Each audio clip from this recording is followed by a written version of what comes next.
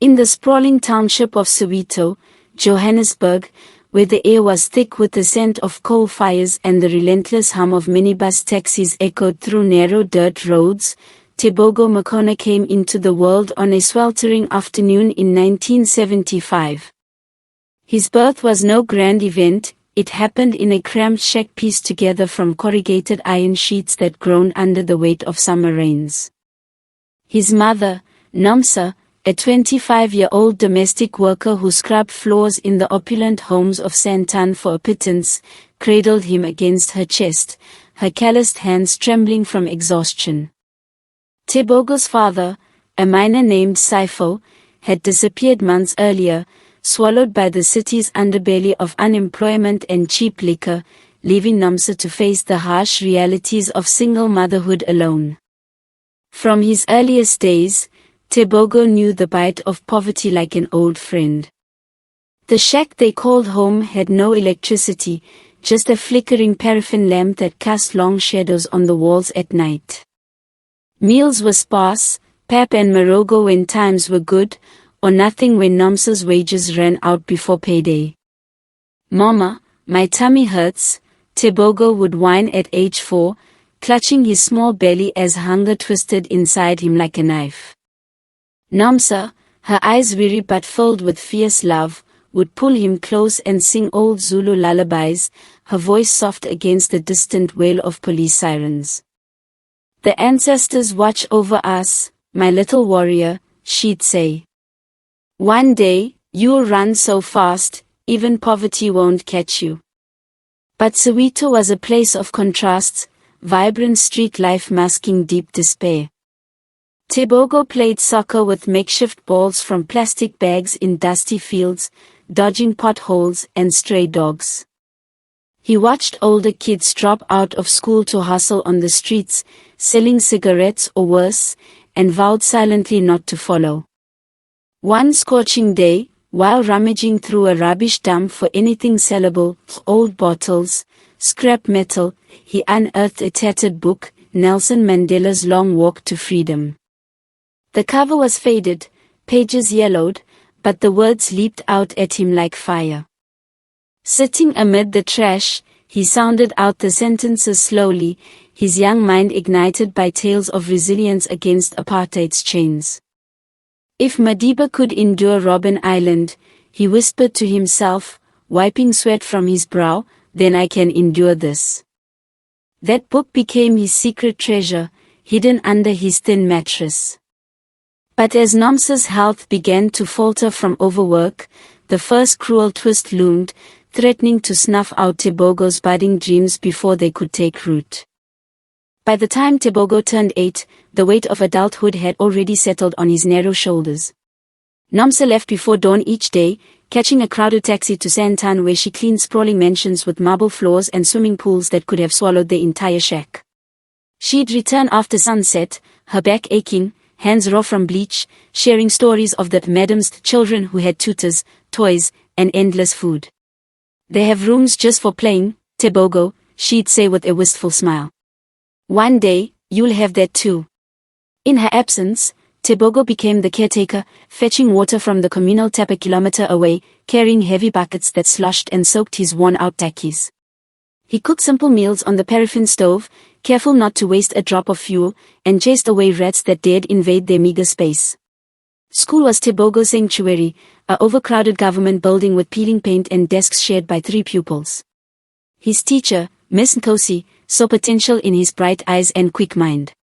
"You ask questions like a professor, Tebogo," she'd praise, lending him extra books. He devoured them, learning about far-off places like Cape Town and New York, dreaming of escaping Soweto's grip. But home was a battlefield against despair. Nomsa's cough started innocently, a dry hack from the dusty air, but soon it turned wet and bloody, staining her handkerchiefs red. Tuberculosis, the clinic doctor diagnosed after a long wait in line. Treatment required money for medicine and better nutrition, luxuries far beyond their reach. Tebogo sold his prize soccer ball and the Mandela book to buy traditional herbs from a local sangoma, but Nomsa's condition worsened. Nights blurred into vigils. Tebogo held her hand as she wheezed, her body wasting away. "Promise me, my son," she gasped one stormy evening, her eyes glassy with fever. Promise you'll fight for a better life. Don't let this township claim you. Tebogo nodded through tears, but the next morning, she was gone, her spirit slipping away like smoke from a dying fire. Orphaned and devastated, Tebogo faced immediate eviction. The shack was in Nomsa's name, and relatives were too poor to help. He wandered the streets, numb with grief, until old Gogo Miriam, a neighbor with a kind heart and a tiny RDP house, took him in. Come, child, she said, her wrinkled hands pulling him inside. The Lord provides. Gogo fed him from her pension scraps and enrolled him back in school. But as months passed, her own health declined, arthritis twisting her joints like gnarled roots. On her deathbed, she revealed a shattering secret. I am your grandmother, Tebogo. I abandoned your mother when she was young, out of shame and fear. Forgive me for the pain I've caused. The revelation hit like a thunderclap, stirring a whirlwind of anger and confusion in Tebogo's heart. Why had she hidden this? But in her final breath, she left him a small inheritance, a hidden tin of savings. With it, Tebogo buried her properly and vowed to honor both women by surviving. Yet, the streets beckoned with their siren call of easy money, testing his resolve like never before. At 10, Tebogo navigated Soweto's unforgiving streets like a shadow, his small frame blending into the chaos of vendors hawking fruits and commuters rushing for taxis. Gogo's savings ran dry quickly, forcing him to hustle. He stood at traffic lights in the blistering sun, selling packets of sweets and cheap toys pilfered from bulk markets. 2 rands for a lollipop, uncle. It'll make your day sweeter, he'd call with a practiced grin, dodging exhaust fumes and impatient drivers. On good days, he'd earn enough for bread and milk. On bad ones, he'd go hungry, his stomach a hollow drum. But the streets were a predator's playground. Gangs of tsotsis, young thugs with scarred faces and stolen knives, ruled the intersections. One humid afternoon, as Tebogo counted his coins in a quiet alley, they surrounded him. The leader, a burly teen named Blade with tattoos snaking up his arms, sneered, "Empty your pockets, little rat. This is our turf." Tebogo's heart pounded like a war drum. He clutched his earnings, thinking of Gogo's grave he still visited weekly. "No," he said defiantly, his voice cracking. Blade laughed, lunging forward. Tebogo fought wildly, kicking, biting, scratching, earning a deep gash across his cheek from the knife. Blood streamed down his face, but he held on to his money, scrambling away as the gang retreated, cursing his ferocity. That scar became a badge of survival, a reminder that weakness invited destruction. School remained his anchor. Mr. Kumalo, his new teacher, a stern man with a passion for history, pulled Tebogo aside after class. "You have a mind like a sponge, boy. But the streets will dry it out if you're not careful." He tutored Tebogo after hours, sharing stories of South African heroes like Steve Biko and Miriam Makeba. Tebogo excelled, topping exams despite studying by the dim light of stolen electricity from a neighbor's line. Friends urged him to join petty theft rings, easy money, brah. But Tebogo refused, haunted by his mother's dying wish. Then came another twist. Rummaging through Gogo's old belongings, he found faded letters from his father, postmarked from Durban, hinting at remorse but no return. The discovery fueled a burning curiosity and resentment. "Why didn't you come back?" Tebogo muttered, tearing the letters. But this emotional turmoil sharpened his focus. He applied for a scholarship to a better school, determined to outrun his past. Turning 12 brought a fragile hope. Tebogo's stellar grades caught the attention of an NGO worker from Cape Town during a school visit. "This child's potential is being wasted here," she declared, sponsoring his transfer to a semi-private school in Johannesburg suburbs. The new uniform, crisp shirt, tie, and blazer, felt like a second skin, empowering yet alien. But the affluent students, with their iPhones and designer bags, mocked him relentlessly. "Soweto boy smells like poverty," they'd whisper, mimicking his township slang. Tebogo bit back tears, using the ridicule as fuel. He buried himself in books, acing subjects from math to literature, his report cards a shield against their barbs. Amid the isolation, Linda entered his life, a bubbly classmate from a middle-class family that owned spaza shops in Soweto. She shared her packed lunch of kota sandwiches, helped with homework, and defended him in the hallways. "Ignore them, Tebogo. You're smarter than all of them combined," she'd say, her warm smile melting his defenses. Their friendship deepened into innocent romance, stolen glances in class, walks home holding hands. For the first time, Tebogo felt seen, valued. He confided in her about his losses, and she shared dreams of becoming a doctor. But shadows crept in, overhearing Linda's father rant, "That orphan isn't good enough for my daughter, he's from the gutters," crushed him. Tebogo confronted the pain privately, vowing, "I'll show him. I'll show everyone." Weekends, he worked at a local car wash, sudsing vehicles for tips, saving every cent for school supplies. Yet, as his star rose, jealousy festered, setting the stage for a betrayal that would shake his fragile world. High school amplified both triumphs and trials.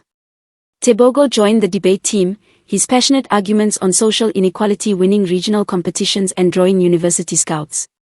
"Full scholarship to Wits if you maintain this," one promised, igniting visions of lecture halls and degrees. He balanced school with odd jobs, sending money back to Soweto friends in need.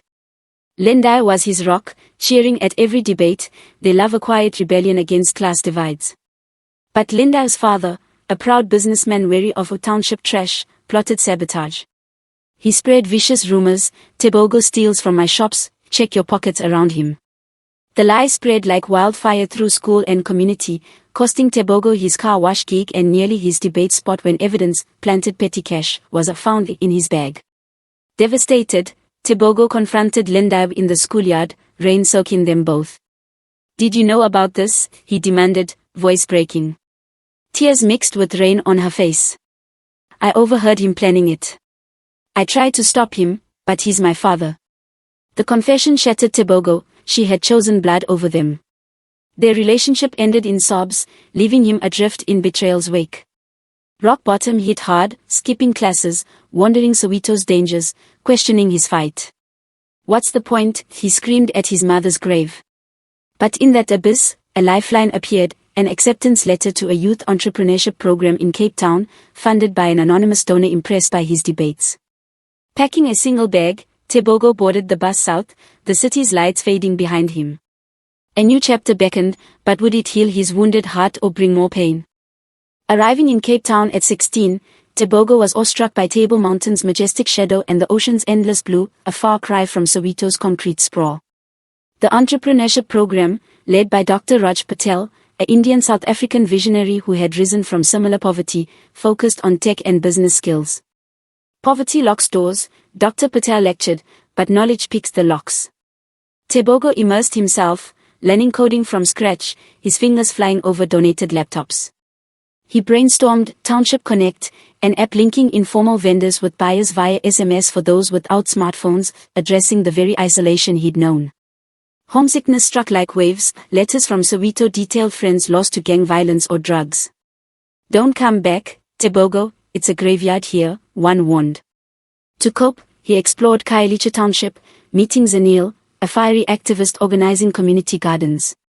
"Your app could change lives," she said, her passion matching his. Their conversations turned intimate, sharing scars from broken homes. But Dr. Patel's coughs grew worse, diagnosed with terminal cancer. He confided, "The program might close without me." Tebogo's world tilted again. Rallying participants, he pitched the app to local investors in a makeshift presentation, his voice steady despite nerves. Funding poured in, saving the program. Zanil celebrated with him, their first kiss under Cape stars. Yet, she dropped a bombshell: "I'm accepted to university in Durban. I have to go." Another farewell loomed, tearing at Tebogo's mending heart. By 18, Township Connect went viral, connecting thousands of vendors nationwide, boosting incomes and creating jobs. Media dubbed Tebogo the Soweto tech prodigy, his face on billboards and TV. Enrolling at the University of Cape Town on full scholarship, he juggled lectures in computer science with startup demands, coding late into nights in a cramped dorm. Success brought perks: a modest flat in Observatory, trips back to Soweto where he distributed devices to vendors. But envy shadowed glory. A rival developer, envious of Tebogo's meteoric rise, hacked the app, exposing user data and siphoning funds. Vendors panicked, sales plummeted, lawsuits mounted. Headlines screamed, "From hero to fraud." Tebogo's world crumbled, investors pulled out, friends distance themselves. In a raw breakdown by the Atlantic Ocean, waves crashing like his turmoil, he wept, "I've lost everything again." A grizzled fisherman nearby approached. "Son, storms tear sailors. Fix your sails." Inspired, Tebogo worked tirelessly, patching security, compensating victims from his savings. The app relaunched stronger, with blockchain safeguards. But the hacker's identity remained a mystery, until a tip revealed it was someone from his past, twisting the knife deeper. Digital forensics traced the hack to Johannesburg, Linda's older brother, Thabo, harboring a grudge since Tebogo stole his sister's affection years ago. Tebogo confronted him in a tense Soweto cafe, the air thick with unresolved anger. "You destroyed lives for petty revenge," Tebogo accused, fists clenched. Thabo smirked, "You think you're better than us now? City boy with fancy apps." Arrested after confessing, Thabo faced jail, but the emotional toll lingered. Tebogo questioned trust in anyone. Returning to Cape Town, Zeniel supported him through video calls, their long-distance love strained but enduring. Then tragedy struck. A massive fire engulfed parts of Soweto, including Gogo Miriam's old neighborhood, claiming lives and homes. Tebogo flew back, guilt knowing, "I should have done more sooner." Amid rubble, he donated app profits to rebuild, establishing a community center with tech labs. Emotional reunions with survivors brought joy and sorrow, old friends thriving thanks to his app, others scarred by loss. Zeniel's surprise visit sealed their commitment, "We're in this together." But deeper revelations awaited, uprooting Tebogo's understanding of his origins. At 22, Tebogo graduated summa cum laude, his thesis on AI for economic empowerment earning accolades. TEDx invitations followed, his story inspiring audiences worldwide. But an anonymous letter arrived, "Son, we need to talk. I'm your father." Skeptical, Tebogo met the man, Saifo, now a reformed alcoholic working as a security guard in a dimly lit Soweto tavern. Saifo's eyes, mirrors of Tebogo's, filled with tears. "I left because I was drowning in failure, debt, drink. I thought you'd be better without me." Rage surged, "You abandoned us. Mama died alone." Hours of raw conversation followed, Saifo sharing photos of Tebogo as a baby. Forgiveness crept in slowly, through shared meals and stories. The twist deepened. Saifo revealed he'd sent anonymous money to Gogo Miriam over the years, small amounts that bought food, school fees. "I watched from afar," he admitted. Tebogo's anger softened to understanding. "You were there, in shadows." Their bond mended tentatively. Zeniel, back in Cape Town, shared her own news, "I'm pregnant." Joy exploded, mingled with terror. Could Tebogo break the cycle of absent fathers? Fatherhood loomed, a beautiful yet daunting horizon. Fatherhood redefined Tebogo. He married Zeniel in a colorful ceremony at Kirstenbosch Gardens, fusing Koso Amembiso rituals with Sotho traditions, drums beating, ululations echoing. Their son, Mandla, meaning strength, arrived healthy, his cries a symphony of hope. Tebogo expanded Township Connect across Africa, employing hundreds in call centers and tech hubs, lifting families from poverty's clutches. But corruption tested him. A government official demanded kickbacks for national rollout permits. "Pay up or shut down," the man threatened. Tebogo refused, integrity his compass. "We'll expose you," Zeniel encouraged during late-night strategy sessions. Launching a social media campaign with evidence, Tebogo ignited public outrage, protests, petitions, media frenzy.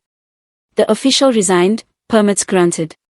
Victory sweetened life, but threats followed, anonymous calls, shadowed figures. The family went into hiding briefly, emotional strain peaking. "Is success worth this fear?" Tebogo confided, holding Mandla close. Zeniel's resolve steadied him, "Yes, because it changes lives." Resilience forged stronger bonds, but life's fragility would soon deliver its harshest blow. A rainy Cape Town evening brought devastation. Zeniel, driving home from her activism work, was T-boned by a drunk driver at an intersection. Tebogo rushed to the hospital, heart in throat, as doctors stabilized her.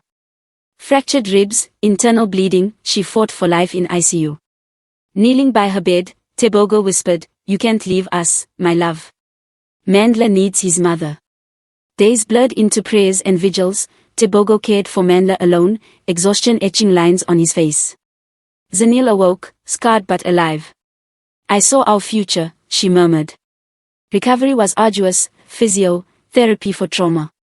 Tebogo paused business to nurse her, cooking meals, reading stories to Mandla. In quiet moments, he reflected, "Poverty built my armor, but love tested its strength." The driver? Saifo's old drinking companion from his dark days. Confronting him in court, Tebogo chose forgiveness, break the cycle, get help. The act healed old wounds. Together, they founded a road safety foundation, turning pain into purpose. But as Tebogo's empire grew, echoes of the past resurfaced, demanding one final reckoning. In his 30s, Tebogo was a mogul, his app global, partnerships with tech giants like Google. Returning to Soweto for a school opening he funded, he walked familiar streets, now paved thanks to his advocacy. Children swarmed him, chanting, "Uncle Tebogo." But amid celebration, he spotted a ragged boy begging, orphaned, like him once. Tebogo mentored the child, providing shelter and education, seeing his younger self in those hungry eyes.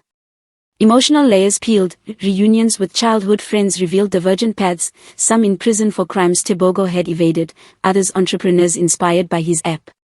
A betrayal stung, a trusted business partner embezzled millions. Confronted in a boardroom showdown, the man begged, "I was desperate." Tebogo fired him but offered rehab, mercy tempers justice. Mandla, now a curious teen, asked probing questions, "Dad, were you scared growing up?" Tebogo shared raw truths, tears flowing. "Terrified. But fear drove me forward." The chapter closed with Saifo's health failing, diabetes from years of neglect.